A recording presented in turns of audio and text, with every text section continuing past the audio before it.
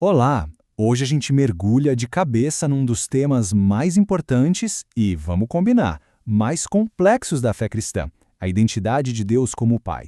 E a grande pergunta que vai guiar nossa conversa é essa: como é que a gente pode conhecer um Deus que, na sua essência, é um mistério? A ideia aqui é fazer uma jornada, sabe? Sair daquele conceito gigante e um pouco intimidador da Trindade para chegar numa compreensão bem mais clara e pessoal de quem é o Pai. Então, o nosso roteiro é este aqui. A gente começa com a base de tudo que é a Trindade. Depois vamos focar bem na figura do Pai. Aí a gente vai ver como Jesus o revela, dar uma olhada nos atributos divinos e, para fechar com chave de ouro, entender o que significa esse privilégio de sermos chamados filhos. Beleza, primeiro ponto. Para a gente entender o Pai, a gente precisa primeiro entender o endereço dele, o contexto. E a base de tudo, o ponto de partida, é a doutrina da Santíssima Trindade. A teologia cristã nos apresenta uma ideia que é, no mínimo, fascinante. Pensa só, existe um e apenas um Deus. Mas esse Deus único existe em três pessoas.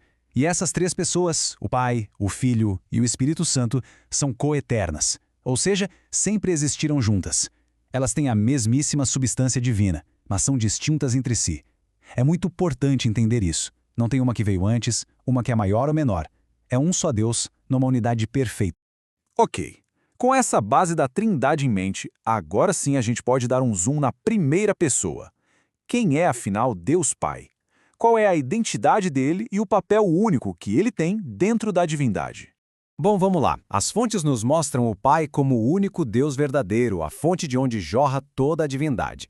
Naquela dinâmica da Trindade, é dele que o Filho é gerado e dele que o Espírito Santo procede. Ele é como o grande arquiteto, sabe? Criador, redentor e quem se revela a nós. É o Pai quem envia o Filho ao mundo e, junto com o Filho, envia o Espírito. Então o ponto central é esse: o Pai é a origem de tudo. E isso nos joga direto no centro da questão. Poxa, se o Pai é essa fonte, essa origem, e é invisível, como é que alguém pode de fato conhecê-lo? A resposta que a fé cristã nos dá é categórica. O caminho passa inteiramente pela pessoa de Jesus Cristo. E o que é impressionante aqui é o quão radical é essa afirmação de Jesus. Ninguém conhece o Pai a não ser o Filho e aquele a quem o Filho quiser revelar. Percebe o peso disso? Estabelece uma exclusividade total. Não é sobre alcançar um conhecimento de Deus por meio da filosofia, da meditação. É um conhecimento que depende 100% da revelação que o Filho faz. E para não deixar nenhuma dúvida, Jesus deixa isso ainda mais claro naquela conversa com Filipe. Quando Filipe pede, mostra-nos o Pai, a resposta de Jesus é definitiva.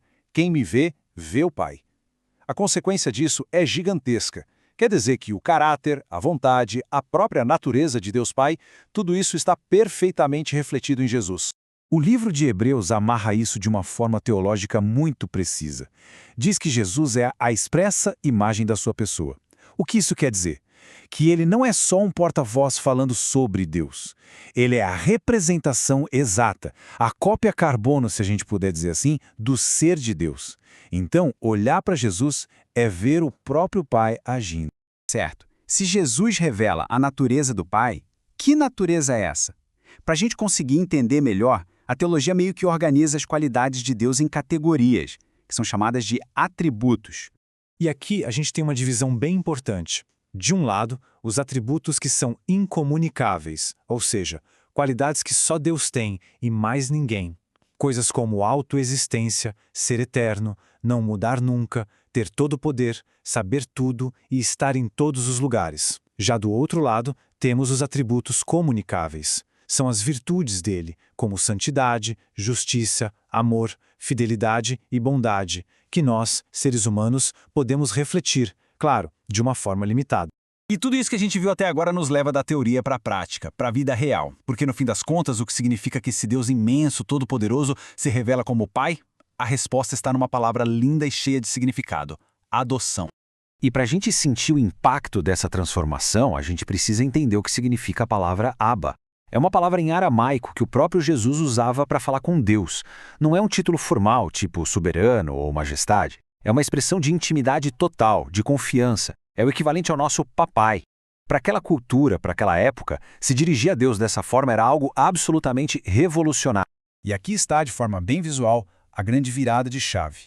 Por meio de Jesus, aquela imagem de um Deus criador, talvez um pouco distante, meio inacessível, é trocada pela realidade de um Abba, Pai. O mesmo Deus que sustenta o universo se torna um pai próximo, íntimo, com quem é possível ter uma relação de filho. E é com essa ideia que a gente encerra. Entender Deus como um pai íntimo é um dos fundamentos da fé cristã. A questão que fica para reflexão é como essa perspectiva muda tudo. Como ela não só informa, mas transforma completamente a visão que uma pessoa tem da vida, do mundo e do próprio sagrado. É uma mudança que vai muito além do intelecto, ela atinge o coração da nossa existência.